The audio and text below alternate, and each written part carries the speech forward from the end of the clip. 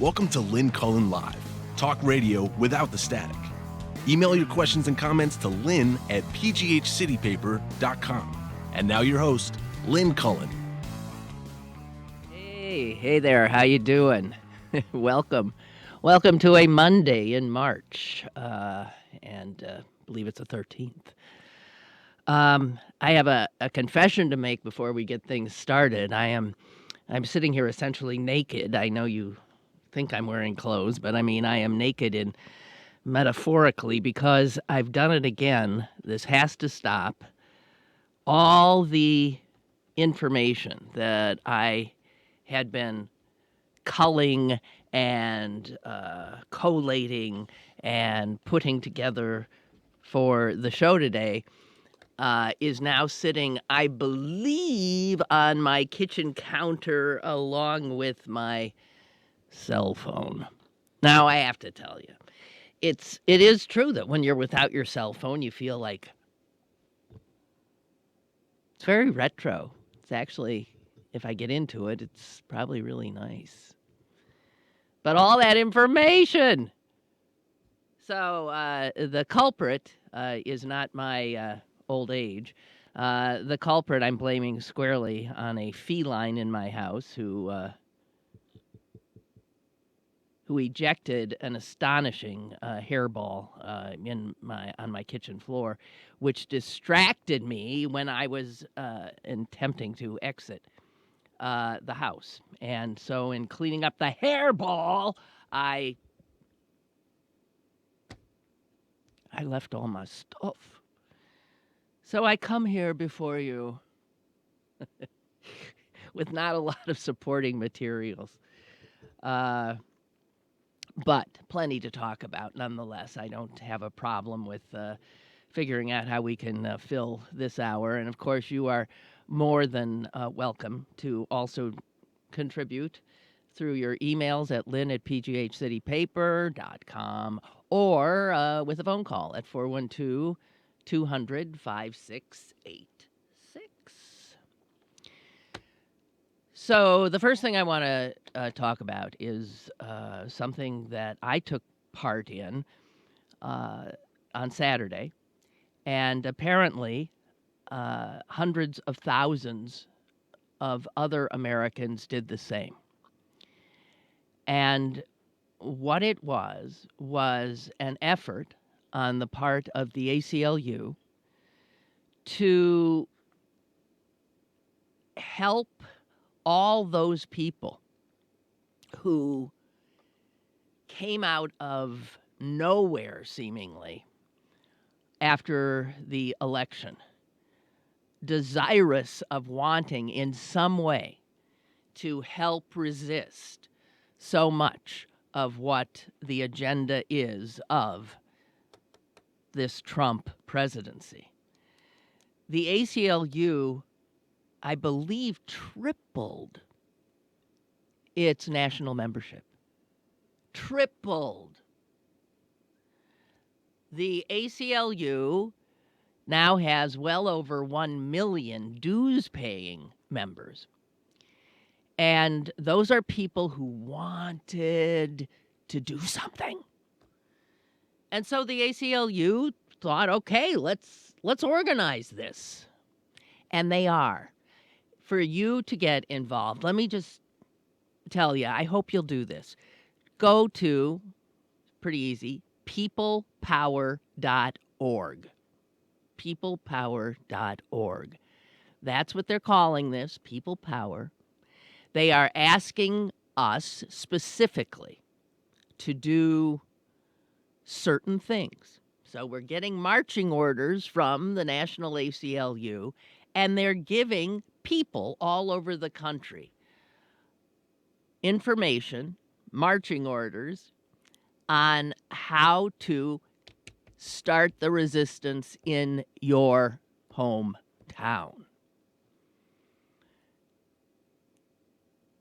The all of what I saw on Saturday is available on the site that I gave you, peoplepower.org. There's a video that I watched along with about 20, 25 strangers, people I did not know, in someone's living room in my neighborhood.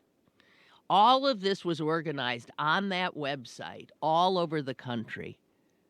Thousands of people held these kinds of gatherings in their homes or in halls that they rented, in churches, whatever.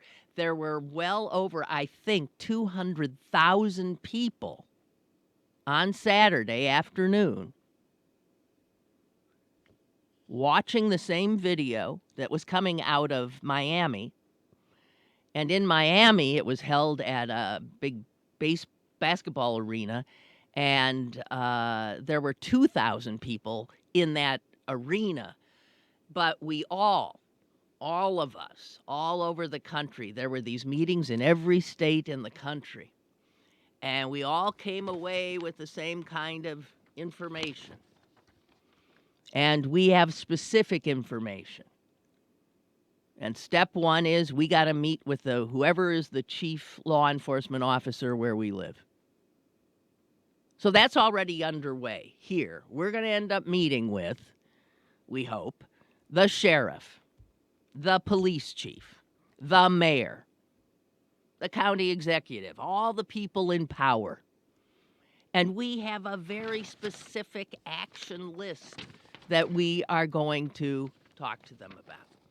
Specifically, this is about safeguarding the immigrants amongst us. This is about not allowing ICE to run amok in our town. So I've got to tell you, stuff's going on.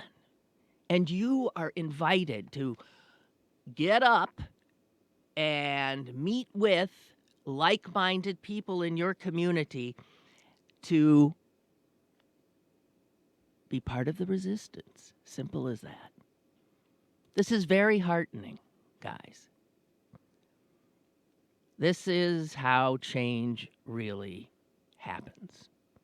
So don't wait for the Democratic Party to get its act together. Already, the ACLU is doing more to organize we, the people, than the Democrats are just still sitting there, I think, essentially waiting for the Republicans to fail.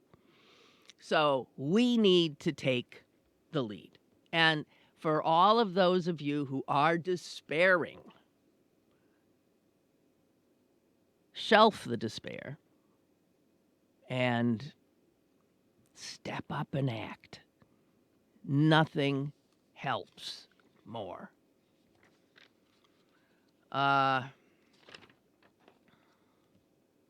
So, let me see.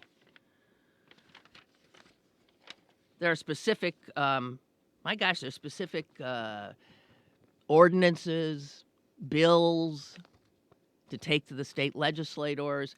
There is so much information about how you affect change. It ain't necessarily sexy, but you can't say I don't know what to do. peoplepower.org. Watch the video. The video, there were speeches by Anthony Romero, the head of the ACLU, by the legal people there, by the people that are front and center on this. Fascinating. And you see the passion, you see the smarts, and you are totally invited to join them in the resistance. I can't think of anything I'd rather tell you about than that. So it's empowering. This is how it happens. Grassroots. Bottom up. Democracy is not a spectator sport. You'll recall Barack Obama in his last speech to us, the speech he gave from Chicago. That's what he left us with. He knew what we were heading into, and he flat out said, you can't sit on the sidelines. That Constitution is just a piece of paper. It doesn't have power unless we exercise it. So this dovetails just beautifully with that. And the ACLU, strangely, looks to the NRA as a similar organization, one that says, we are defending the Constitution of the United States. Now, the NRA defends one thing, and defends it, I think, in a cynical manner, without a doubt. And that'd be the Second Amendment. The ACLU's got a lot more than that it defends. Certainly the First Amendment. But there are other amendments about search and seizure and about right to, some measure of control of one's own life. All of that is what the ACLU takes care of. And the NRA, by virtue of its paid membership, got the muscle to literally intimidate most of the elected officials in this country, so that we now are a nation where, you can be stark raving mad, but you still have the right to buy a gun, or 2, or 3, or 4. Insanity. Imagine if the ACLU gets that strong. And it gets that strong when we all realize that it's a vehicle now that we can employ for our common defense. Look it up. It's in the Constitution. So, let's see. I did watch Saturday Night Live. I didn't watch it all, but the thing they did it shows somebody's got Trump's cell phone, because there is no way that the Trump of 10 days ago wouldn't have gone ballistic about it. And it's not even the portrayal of him by Alec Baldwin. It's what they did to his daughter, his beloved daughter, Ivanka. If you haven't seen it, you have got to. All it is a takeoff on some, perfume ad. When you think of perfume ads that you've seen, they're usually odd. At least I find them odd. And this one is about Ivanka, and it's Scarlett Johansson playing Ivanka Trump and doing it beautifully. You're hard-pressed not to think it is Ivanka Trump. And it's a commercial for, I guess, Ivanka's newest scent. And you know what the scent is called? Complicit. Complicit. It is the smartest, well done send up of not only those kinds of stupid commercials, but also stripping Ivanka of whatever defense she has, that she's just, I'm just the daughter who keeps him in place, and I'm not like, those people. I'm the one with class. No. Complicit. It's wonderful. Check it out. So the other woman that Trump adores, Kellyanne Conway, has emerged. She was sort of not around for a while. Now she's back. And true to form, suggested an interview with somebody, I guess, yesterday, doubling down on the Obama bug Trump's place in Trump Tower. Something that no evidence whatsoever supports or has, in fact, been uncovered or proffered by the White House and any of the other shills that have continued to suggest that this is a reasonable assertion and, in fact, should be the should be the subject of a congressional investigation. So Kellyanne suggests, I know where she got it too. Kellyanne suggests that Trump's microwave or televisions could have been employed to spy on him. The idea that Barack Obama would employ Donald Trump's microwave to spy on him is so wondrously ludicrous that she already, of course, today is, as they say, backing it up. No, that wouldn't be it. Backing it up means you're for it. What did they say? Backing away? Retreating? Furthering her pack of lies? Suggesting that she wasn't specifically saying anything of the sort, but that CIA, hack showed that they're perfectly capable of doing such things and blah, blah, blah. And when asked if she had any evidence, she said, I don't have evidence. As if, what? Evidence? What is that?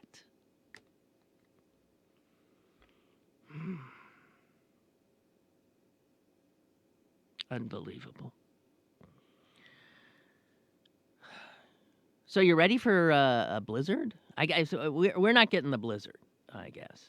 It was too bad in a way because, I mean, if we're going to be besieged like this when we're actually in spring, daylight savings time has begun, then at least do a bang-up job of it. 3 to 6 doesn't do it for me. I'm just saying.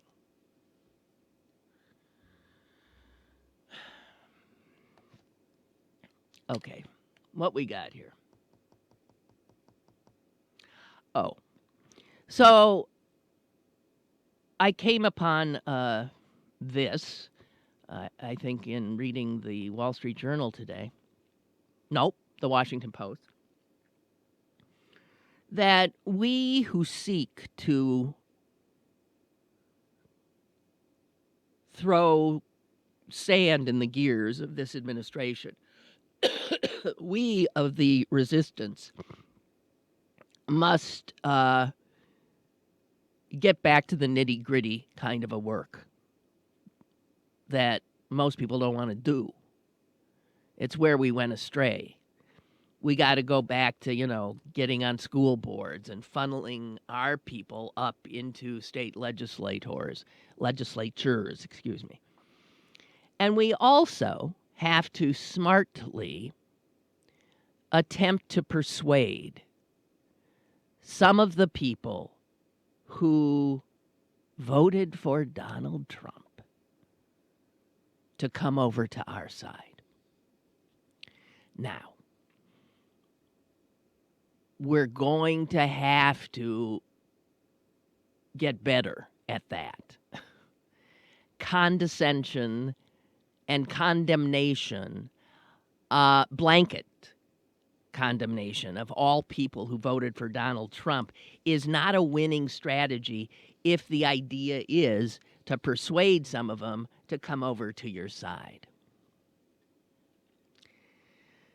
And so and this is hard for some of us, including myself, who have denigrated everybody who voted for him. It's not helpful, ultimately. And it can be argued that you've got about 30%, maybe a smidge more, 30% of America that voted that are in Trump Bannon's pocket. I mean, that's it. He can, as he famously said, shoot somebody on Park Avenue and they wouldn't care. In fact, they'd probably applaud. So those are not people that are available for persuasion. But there are a whole bunch who are. People who voted for him, didn't like him, How often have you voted for somebody and you said, I can't stand them, but it's the best of two? Blah, blah. Well, these are people who came to that conclusion. They couldn't stand Hillary, but Trump, as noxious as he was, offered perhaps a change. So there are people, and those people now, you have to figure, a lot of them are cringing a lot. So those are the ones that you go after. They are not necessarily, you can't say everybody voted for him is a racist. The numbers don't show that. I mean, I saw numbers recently of Erie, PA, and how Erie went. I'm not sure if it was the county or the city. I suspect it was county. How Obama took Erie quite handily. So you would say, they voted for this black guy with a Muslim name. Jeez, okay. So how are they now all of a sudden racist when they turn around and vote comfortably for Donald Trump? So in lots of places, there's other things driving the votes of an awful lot of people.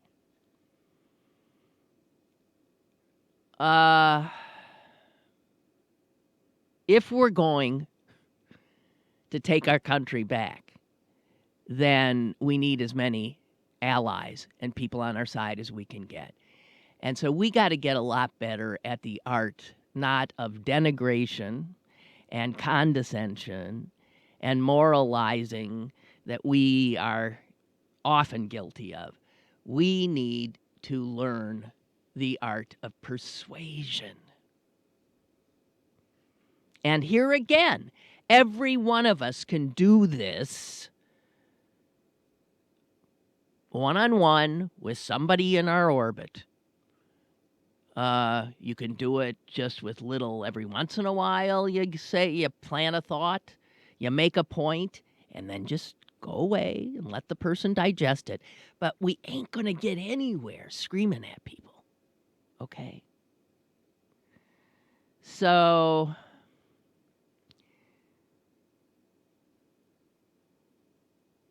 the idea is don't mock them. Don't condescend to them. Again, I'm not talking about that 30%. You can mock them as much as you want, as far as I'm concerned. You can denigrate them and condescend to them. They are out of their cotton-picking minds, that crowd. Whoops. Oh, thank God for caps. Okay. But what we've got to do is keep two, and I'm getting this from E.J. Dionne's column today. What we have to do is keep two different ideas in our heads at the same time. We can do that. We have to be very encouraged by what we have seen accomplished so far. If you're ever feeling down, remember that Women's March. There's been no march like it in the history of the United States. That was so far and away the greatest outpouring of humanity into the streets that this country has ever seen. And even more than that, remember the night that Trump rolled out that executive order, the travel ban on Muslims. And remember the chaos of that night. And remember the spontaneous demonstrations. The spontaneous, how people, one by one, and then social media helping it out, took themselves to the airports of America. That show of force. You think that didn't help certain judges come to the decisions that they made? Judges are people. Judges look. Judges see.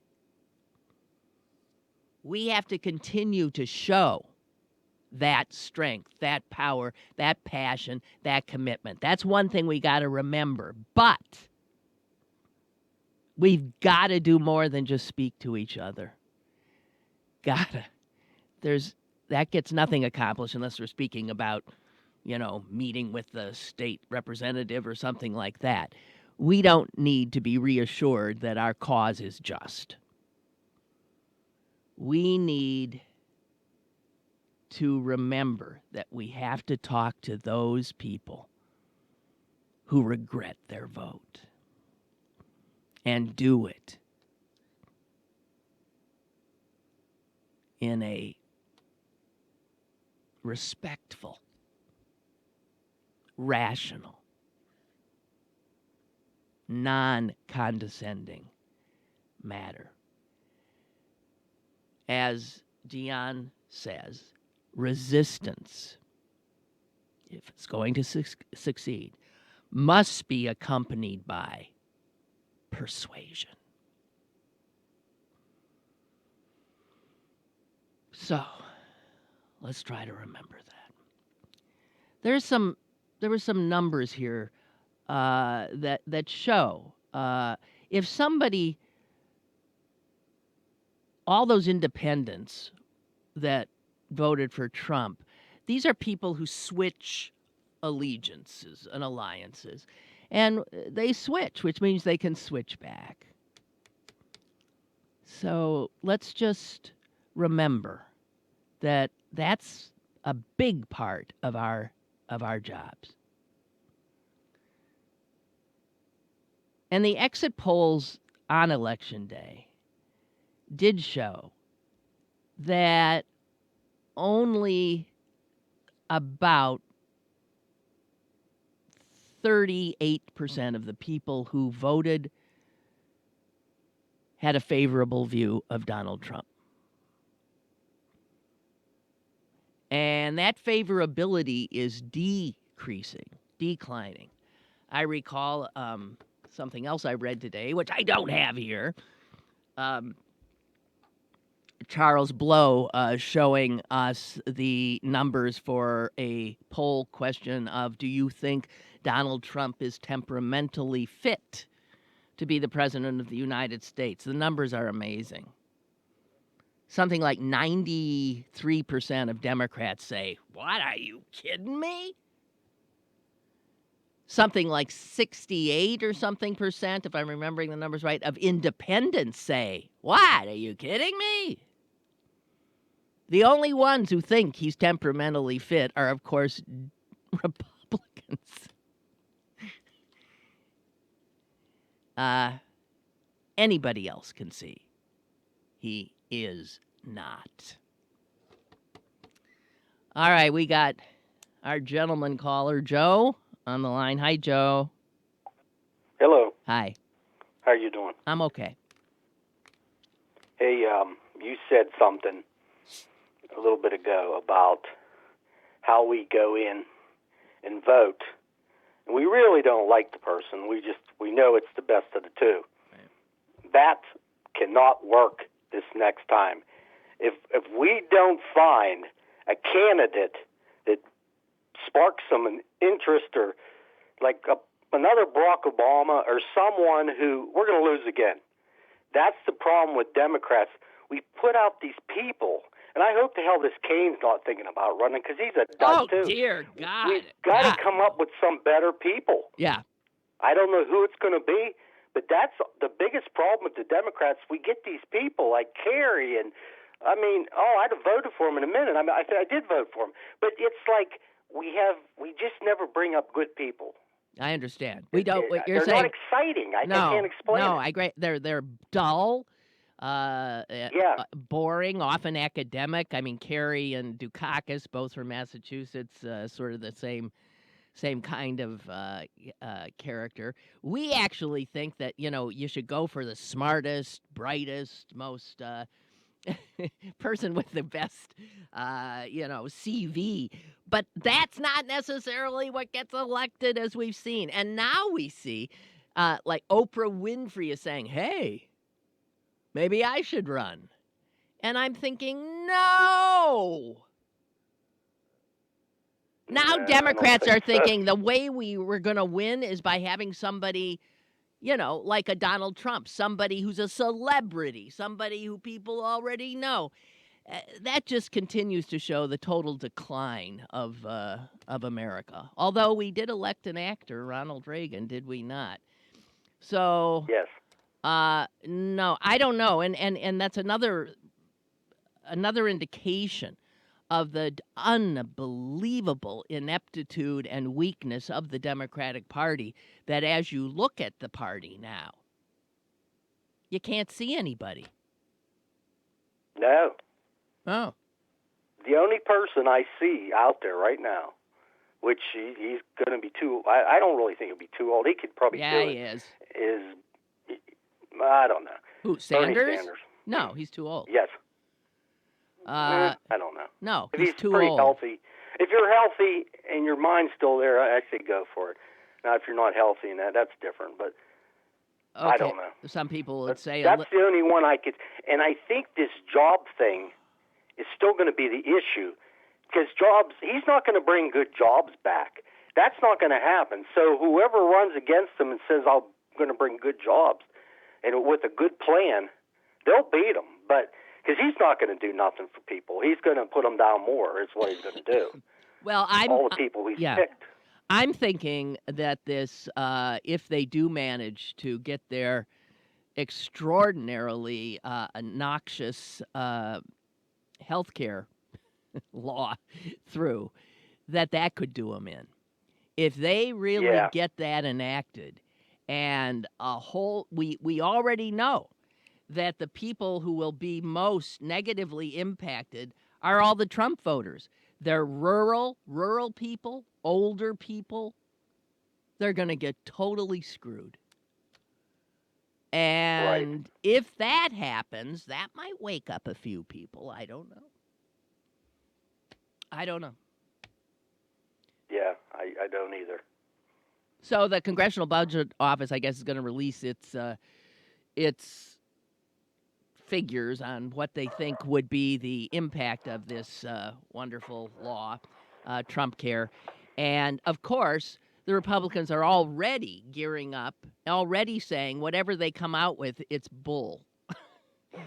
Again, constantly denigrating, demonizing, and trying to take down nonpartisan institutions that have served us well. The CBO is not a partisan crowd. It's a bunch of, number crunchers and economists. And another thing, I think the Democrats and the Republicans, which they don't care, but the Democrats, they're talking about health care, but they're really not going to the real problem of it, of the cost. They don't question the hospitals. Why does it cost that much? They don't question the drug company. Why didn't it cost them? There should be more regulations on them, and I know they hate them, but there's something wrong when you cost $18,000 a year for a health care plan. Oh, yeah. There's something wrong with that. Come on. It doesn't make sense. And when something like that doesn't make sense, there's somebody's pocketed money. There's got to be something going wrong there. I don't know what it is. Well, I guess I do know what it is, but if you think about it. Mm-hmm. I hear you.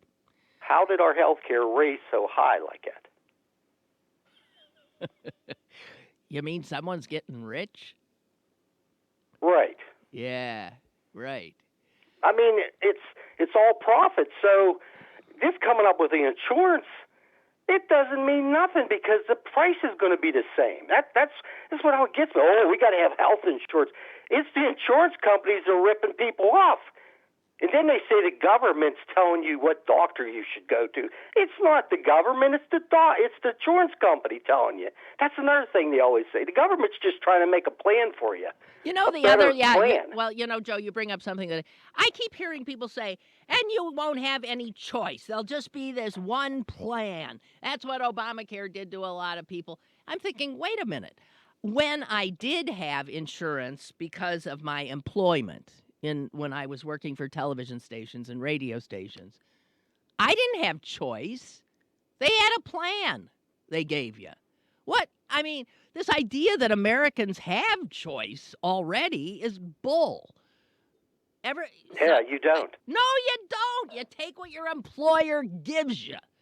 Jeez. Right. I mean, their talking points don't even pass the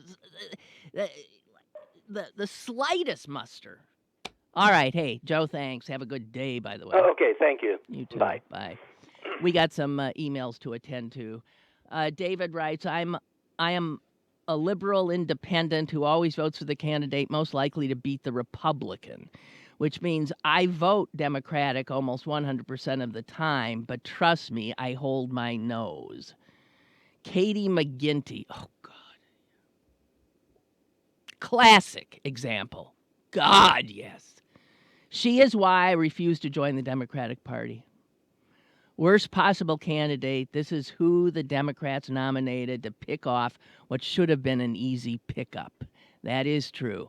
Toomey should and was beatable. And we had a candidate, Sestak, who would have beat him. Damn it. Idiots, says David. The Democrats couldn't win a race if they ran unopposed. Brooke says, Hillary lost in cities like Erie for two reasons. First, the black vote didn't turn out. Are there any black people in Erie? I guess there is a black community there. It was not big. And for some reason I can't understand, white women went for Trump. Well, women don't like other women. There's a lot of sexism, woman on woman, believe me. And also, a lot of those white women are racists. A lot of those white women fall for the same crap that white men fell for. A lot of white women are, I don't know what to tell you. They're voting they're rich. They're voting their economic pop. They're ignorant. They're voting. They got bamboozled, hoodwinked. I don't know. I don't always vote for the female candidate. You can't expect that. I mean, there's plenty of women that could run for the president of the United States who I wouldn't vote for, who in fact I'd actively work against. Brooke writes, across the Rust Belt specifically, in just 20 counties that really mattered, it's those two demographics, white women and blacks, that put Trump in the White House. Here's what I don't like about what you're saying, Brooke. I don't want in any way, I don't think in any way that black America should be burdened with and tagged with somehow being the reason Donald Trump got in the White House, because the black vote was monolithically against him. Monolithically against him. If we want to blame people, fine, blame white women, but don't blame black women and don't blame black men. They more than did their part. Look at your own. Brooke says, I agree with you. We need to flip some votes. More so, we need to get the vote out. Yeah, right. All that. But that takes work. Grunt work.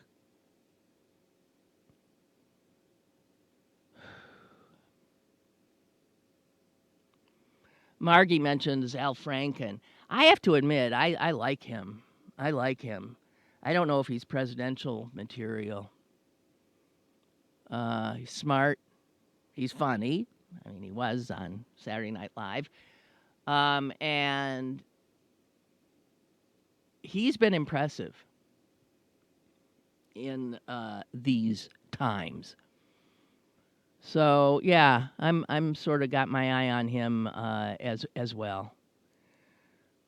Russ writes, do you agree the Democrats should be getting their candidates out there soon to begin knocking off the Republicans in the 2018 elections, especially in the rural districts? Can't be soon enough. First of all, the thing with the Democrats is they don't always get good candidates. I am going to hope, and I think it's a pretty well-grounded hope, that this renewed vigor in the resistance to these neo-fascists in the White House will help attract people who are different, who are younger, who can relate to the people that need to be coaxed and brought over and persuaded. I just hope there's got to, again, at this point, this silver-haired old broad, I put my faith, my hope in the younger people. We got to stop looking at the baby boomers and start looking the generations beneath them. And we've got to get those folks. We got to first get them into state legislatures. I don't know what the average age of Democrats in Harrisburg is, but I think it's pretty damn old. And we've got to bring in young blood. And you can't expect the party to do it. They're obviously incapable.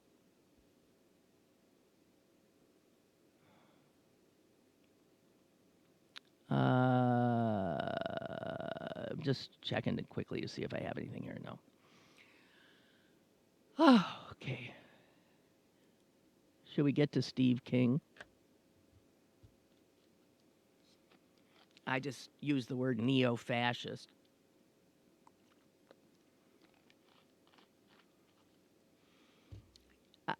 I don't know if you're aware, I would hope you were, of what Congressman Steve King of Iowa tweeted this weekend.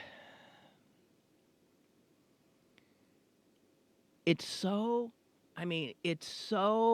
the cognitive dissonance it creates in my head is so intense, it almost feels like somebody's going to just blow.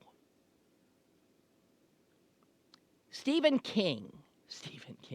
I bet Stephen King is not happy with that he shares this name.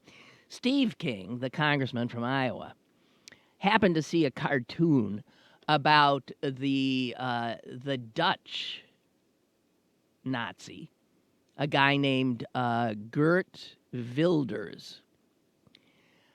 Actually, this was some of the stuff I left on my kitchen counter. This guy is so repulsive that in some ways you do not want to claim him as a fellow member of your species. I mean, he is that grotesque. And not unlike Donald Trump in that his hair is this bizarre color. He is nuts. He belongs to a political party that has one member. Him. He's given to racist rants, xenophobic rants, and the Dutch go to the polls, I believe, Wednesday. And I don't think anyone thinks he can become the prime minister, but he can pick up a lot of support in their parliament. So this guy is just an out-and-out racist.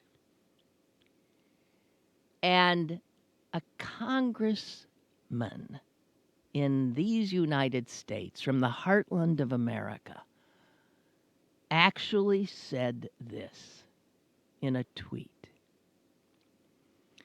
Wilders understands that culture and demographics are our destiny. We can't restore our civilization with somebody else's babies.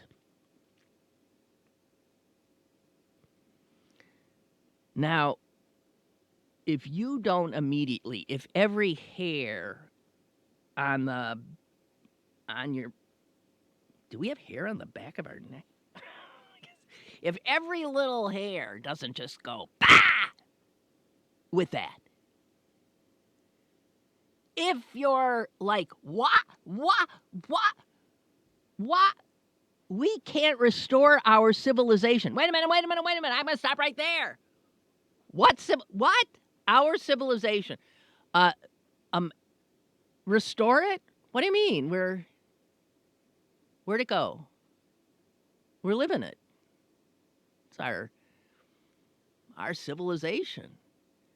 We can't restore it with somebody else's babies? Who's that somebody else? Who baby is he talking about? We know. They're probably brown, black, yellow. They're probably Muslim or Hindu or something like that.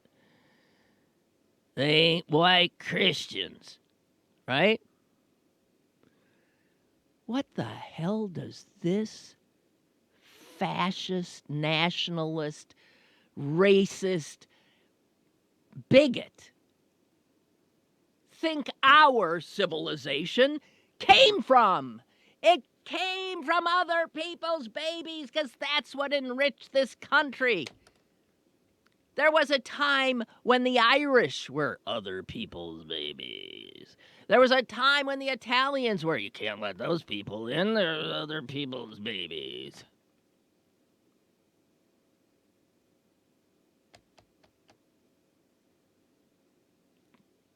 In case you don't get that is just flat out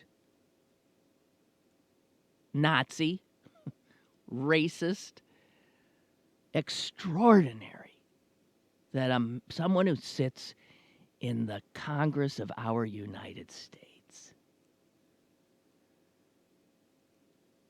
This is the very idea of what the KKK and all these other hate groups believe, that our national identity is totally intertwined with race and religion. There's just certain people who can really be Americans. That has never been the reality. American culture, this culture that has gone so global, there's lots of it I don't like, it's true, but most of what I don't like is brought to you by capitalism. American culture, music, and all of that is brought to you by often the very people he's talking about keeping out. Our culture has been immeasurably enriched by other people's babies.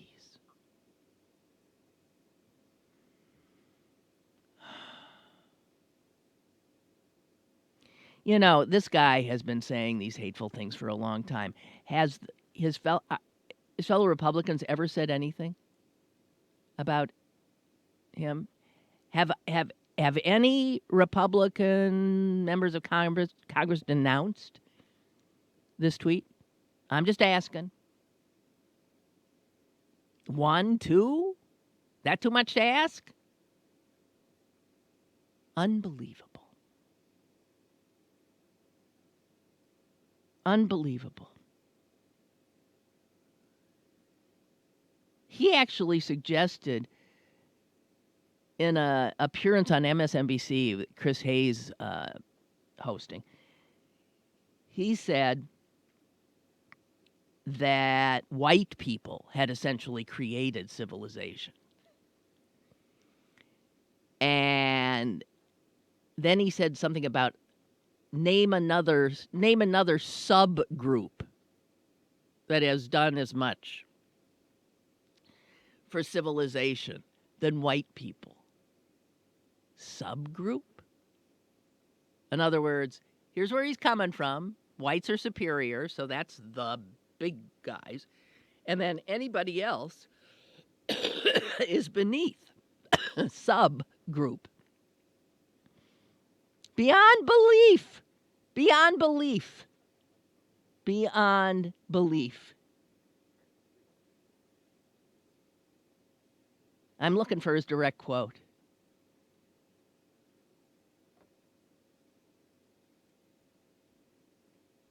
Western civilization is rooted in Western Europe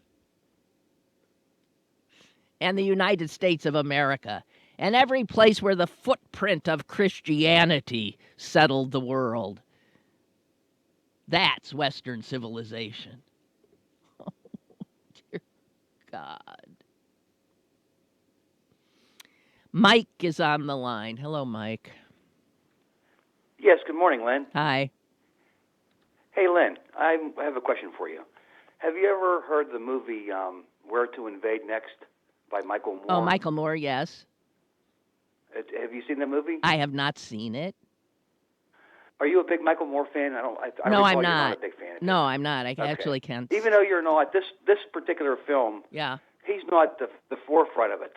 And what basically the film is about is Where to Invade Next. What they do is he's taken small countries in the world that actually exemplified American values. They've actually read the Constitution for America and actually embraced these concepts and ideas and actually showed how it can work.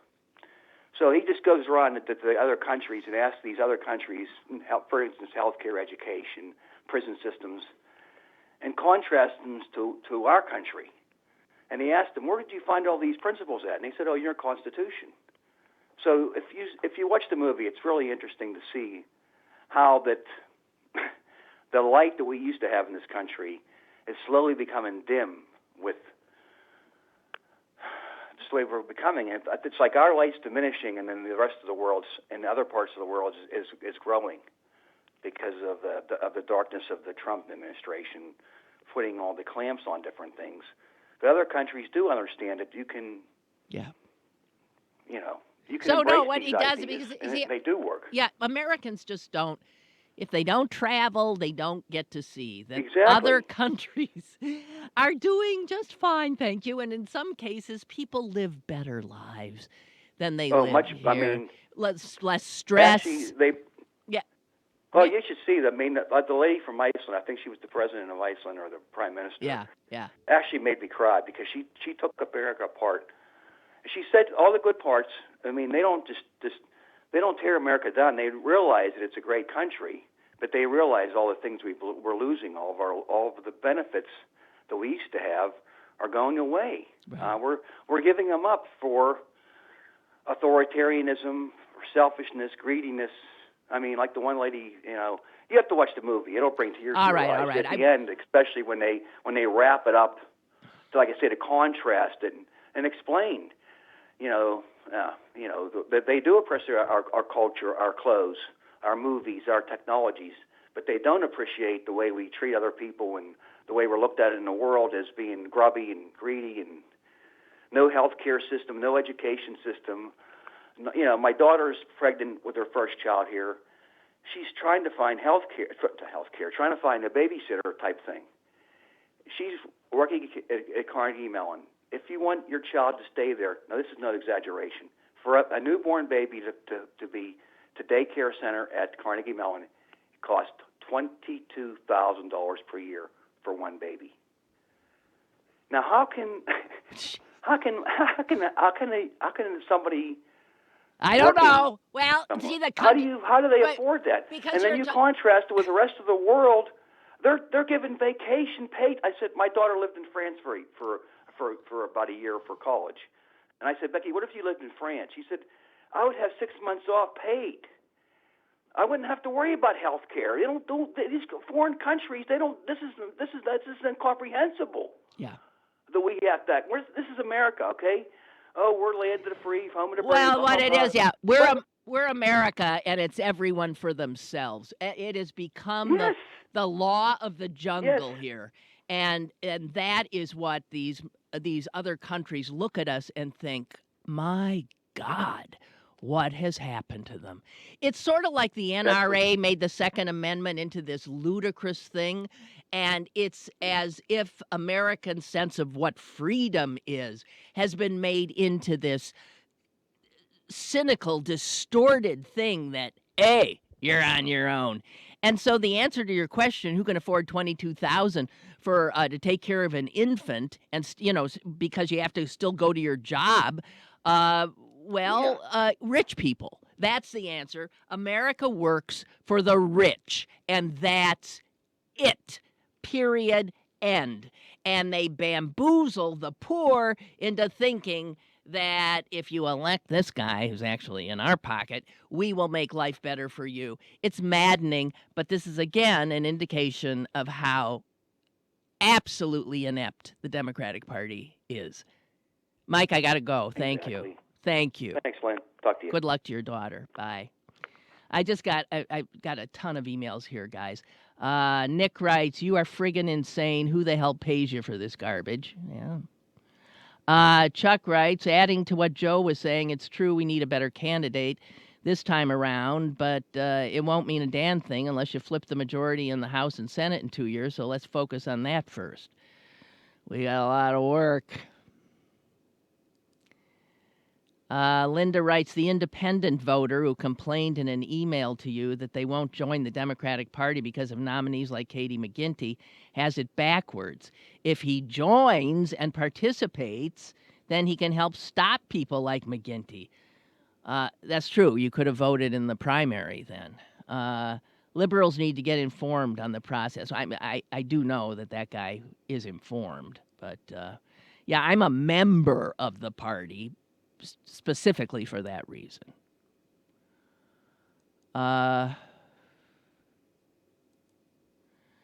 David, oh no, we already did that one. Okay. Sometimes I can't tell what's what here. Okay.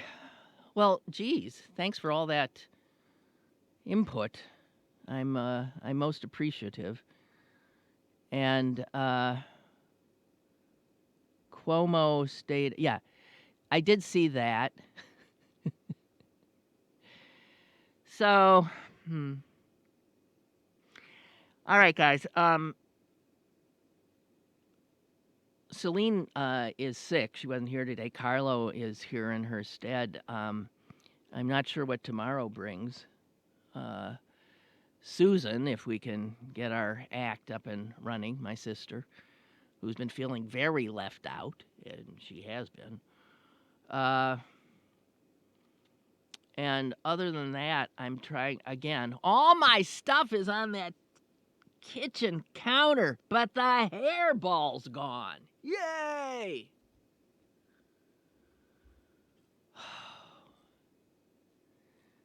So anyway, I'm all excited because I'm going to see Patti Smith tonight. And it doesn't get much better than that. So I'm excited. So if I'm a little blurry-eyed tomorrow, it's because I'm out tonight. And that's pretty much it for me. I can't. Again, a reminder, and please do it and watch that video. You can fast forward through parts you're not interested in. But a lot of information and a great pep talk from the wondrous people at the ACLU, available to you at peoplepower.org. Sign up so that you get their stuff, because this is how you beat back despair and hopelessness. Despair and hopelessness never got anybody anywhere you want to be. So please go there. It's my prescription for easing whatever sense of powerlessness, despair, depression that you may have. My gift to you, please check it out, peoplepower.org, and spread the word. The resistance is getting really organized by smart people who are actually thinking strategically about what we, the people, can do. Taking to the streets is one thing, but there's work to be done. And this is a perfect template to follow. peoplepower.org. Go for it. Thank you all so much. Hope to be back tomorrow. Hope you are too. Bye. Lynn Cullen Live, Monday through Friday from 10 a.m. to 11 a.m. and archived at pghcitypaper.com. The opinions expressed on Lynn Cullen Live are those of the host and do not necessarily reflect the viewpoints of Pittsburgh City Paper or its advertisers.